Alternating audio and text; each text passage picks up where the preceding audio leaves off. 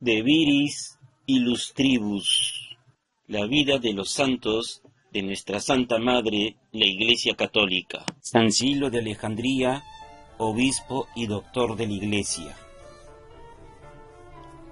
San Cirilo, obispo y doctor de la Iglesia, que, elegido para ocupar la sede de Alejandría en Egipto, trabajó con empeño para mantener íntegra la fe católica y en el Concilio de Éfeso defendió los dogmas de la unidad de la persona de Cristo y la divina maternidad de la Virgen María. Etimológicamente, Cirilo viene del griego y significa aquel que es un gran rey.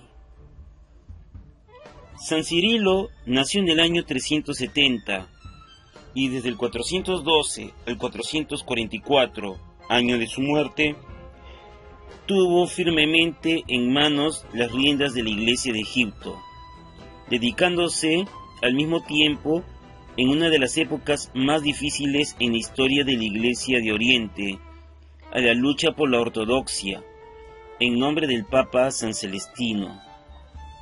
En esta firmeza, al servicio de la doctrina, y en la valentía demostrada en defensa de la verdad católica, está la santidad del luchador obispo de Alejandría, aunque reconocida tardíamente por lo menos en Occidente. En efecto, solamente bajo el pontificado de León XIII, su culto se extendió a toda la Iglesia latina y tuvo el título de doctor. Por la defensa de la ortodoxia frente al error de Nestorio, obispo de Constantinopla, corrió el riesgo de ser desterrado y durante algunos meses vivió la humillación de la cárcel. Él escribió: «Nosotros, por la fe de Cristo, estamos listos a padecerlo todo, las cadenas, la cárcel, toda suerte de incomodidades de la vida y la misma muerte». En el Concilio de Éfeso, del que Cirilo fue protagonista, quedó derrotado Nestorio, que había suscitado una verdadera tempestad en el seno de la Iglesia, pues negaba la maternidad divina de María.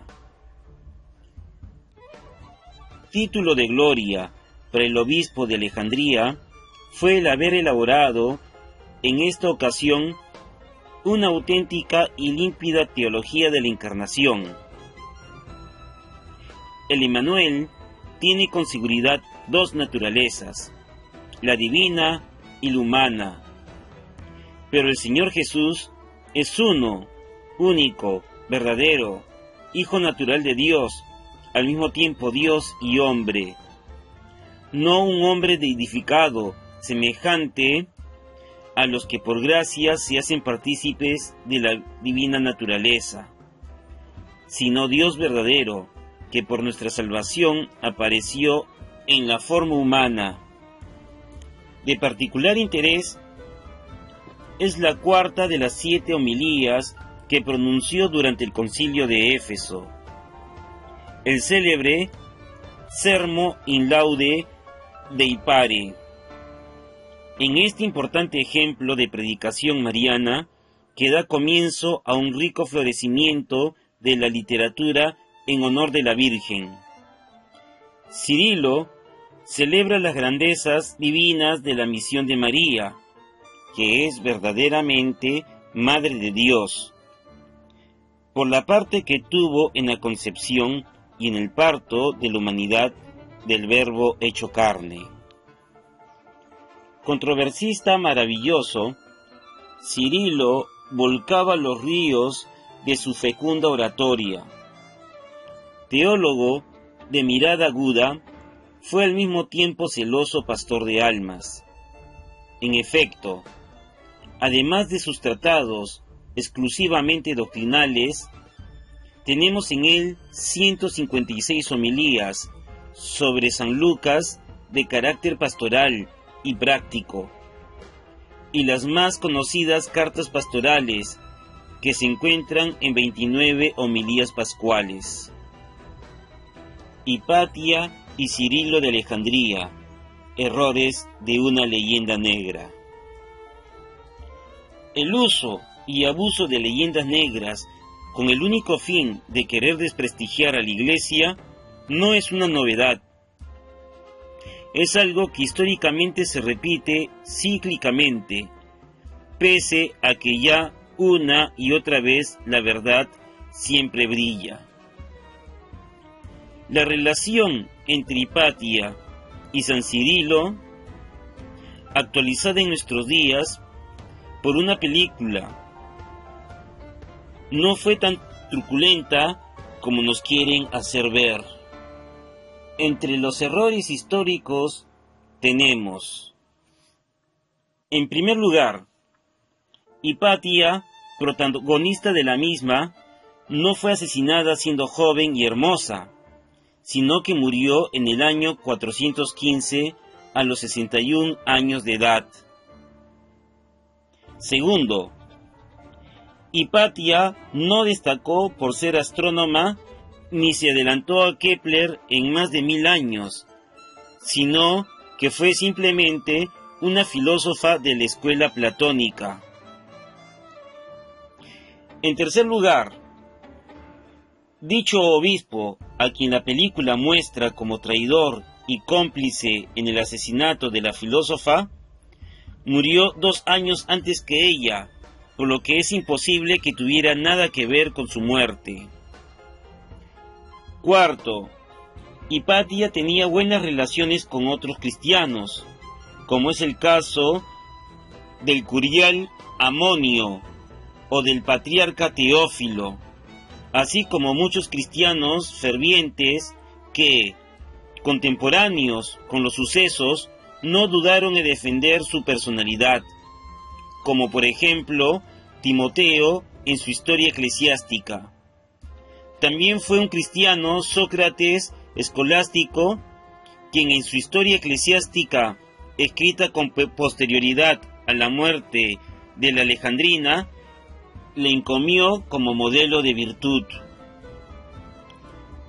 Quinto, Hipatia no fue virgen para ser igual un hombre y poder ejercer una profesión con plena dedicación, como ha declarado la protagonista de la película, quien se considera feminista radical, sino porque, coherente con su filosofía platónica ejercida, la sofrósine, el dominio de uno mismo a través de las virtudes, entendidas como el control de los instintos y las pasiones. Sexto, la mujer no fue libre en Grecia y Roma hasta que llegó el cristianismo y la sometió a la sujeción del hombre, como quieren transmitir la película, sino que la mujer en Grecia era considerada como un objeto más de la casa, y en Roma no era sui juris, es decir, titular de derechos, sino que era considerada como capiti diminutio, como un niño o un incapacitado, y por lo tanto estaba sometida a la tutela o la manus del padre o del marido. Por el contrario, fue el cristianismo el que consideró al hombre y a la mujer iguales en naturaleza, pues ambos son hijos de Dios y hermanos en Cristo, y prueba de ello es que las primeras manifestaciones de mujeres libres, autodeterminándose, pese a la voluntad de sus padres o del Estado, fueron las primeras mártires cristianas, víctimas de las persecuciones romanas, tales como Santa Inés, Santa Ágata o Santa Cecilia.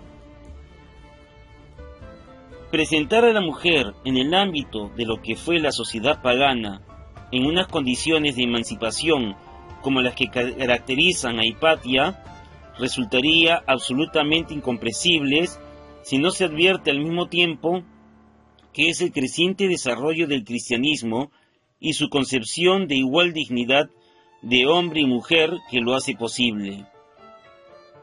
El paganismo, los clásicos griegos y romanos confieren a la mujer un papel subalterno y esencialmente doméstico, y para nada vinculado a las instituciones públicas, excepto en determinadas y específicos cultos religiosos.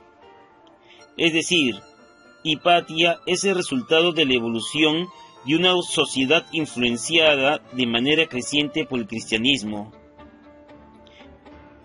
Esto la película lo oculta.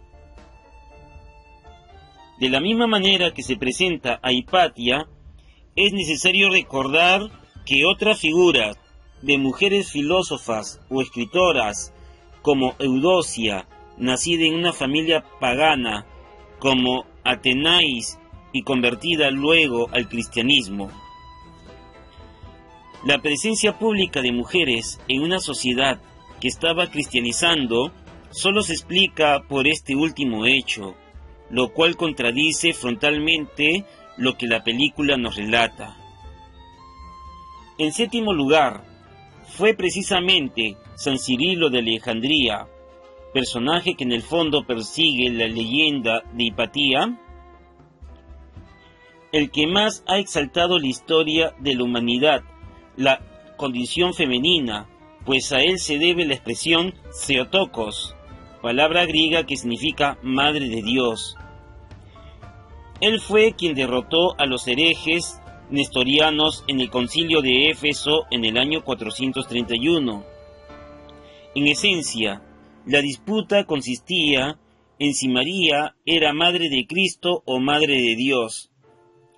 San Cirilo consiguió que se convocase un concilio en Éfeso, lugar donde vivió sus últimos años la Virgen María, y logró que la Iglesia declarase el primer dogma mariano de la historia: María, Madre de Dios. Hasta aquel momento, nadie en la historia había conseguido colocar a un ser humano, mujer, por encima de cualquier hombre.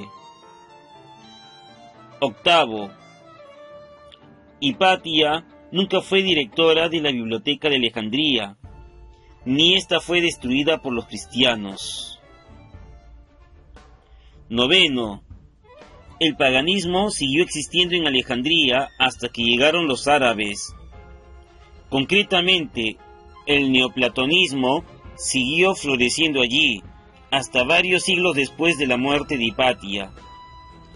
La escuela platónica de Alejandría continuó funcionando con normalidad durante 200 años, hasta que lo recuperó el Renacimiento cristiano.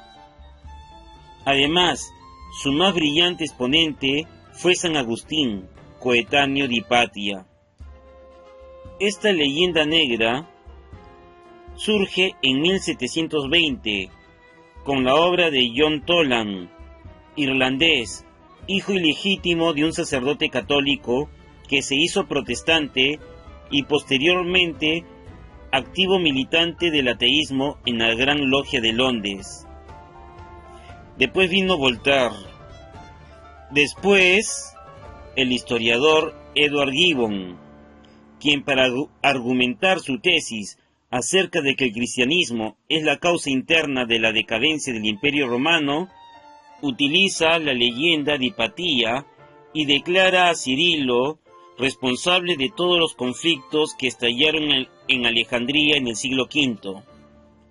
Más tarde llegarán las versiones románticas y finalmente el feminismo radical, para el que Hipatia fue la primera mártir de la misoginia propia del cristianismo.